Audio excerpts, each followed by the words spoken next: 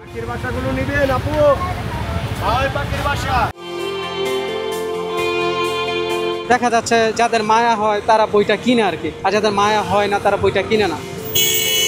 দর্শক, এই মুহূর্তে দাঁড়িয়ে আছি রাজধানীর ব্যস্ততম এলাকা বিজয় সরণিতে।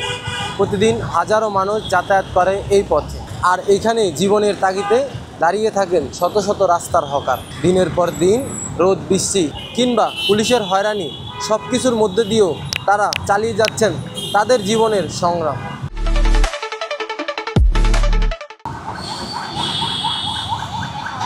স্বামী কিচ্ছু করতে পারে না, স্বামী করতে বাড়িতে পারে না, সংসারে টানবা ওখানে আমি বেকার অবস্থা, কিচ্ছু করতে পারি না। ওখানে আমি মানুষের কাছে হুল 15টা এরা কিনে নিয়ে 20টা হয়ে বেশি। আর 3টা ছেলে বেকার অবস্থা, লেখাপড়া করাইতে পারি না, চাকরি মাকরি বাউ নাই।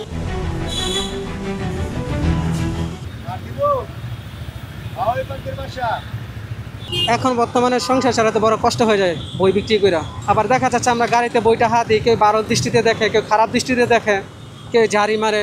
দেখা যাচ্ছে যাদের মায়া হয় তারা বইটা কিনে আর কি। আর আমরা যেন হকার, আমাদেরকে বা রাস্তায় মানুষও মনে করে না, তারা কুকুরের চোখে আর কি আমাদেরকে দেখে আর কি।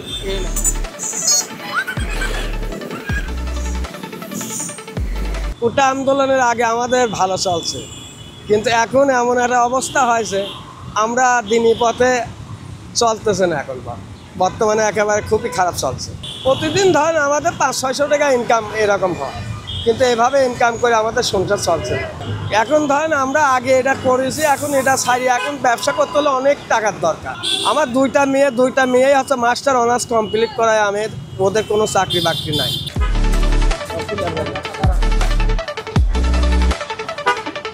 বেশ কিছুদিন ধরে ব্যবসা বাণিজ্য খুব খারাপ, বুঝতেছি না যে কিভাবে কি করব, কি মানে কেমনে চলবো। এই যে হাতি কাস্টমারের হাতে পালকেরা বুঝাই বলি, তারপরেও নেয় না। সারাদিনে 400-500 টাকা ইনকামও তা দিয়ে সংসার চলে না, তারপরেও ম্যাটার করে চলা লাগে। তো আমাদের একবারে চলা খুব মুশকিল হয়ে গেছে। এমন মুশকিল হয়েছে যে দৈনিক 200 টাকা আমরা ঘরে নিতে পারি না। এখন মানে আমরা একবারে কঠিন সমস্যায় পড়ে গেছি। এখন আমাদের একটা আবেদন সরকারের কাছে, যে আগের মতন যদি একটু করে দিত তাহলে আমরা হয়তো চলতে করতে পারতাম, বা ভালো কিছু একটা আশা করতাম সিঙ্গেলেতে, যে আমরা 500-600 টাকা ইনকাম করলে দেওয়া যাইতেছে, আমার সংসারটা ভালো চলতে আছে, আমি ভালোভাবে চলতে পারতেছি, আমার ফ্যামিলিতে লোক আছে, দেওয়া যাইতেছে। আমার 2টা মেয়ে 1টা ছেলে, আমি ওদেরকে পড়ালেখা করাই। এখন 200 টাকা হইলে আমার বাজার খরচাটা, আমার ঘর ভাড়া আটকে পড়তেছে। যে এখানে আরও অনেক ধরনের হকার আছে আমার মতন, যেরকম আমি এগুলো বেশি, আর এক হকারে অন্য জিনিস বেছে, কেউ তৈলে বেছে, কেউ এটা বেছে, ওইটা বেছে, কেউই মানে একবারে খুব কঠিন অবস্থায় আছি আমরা।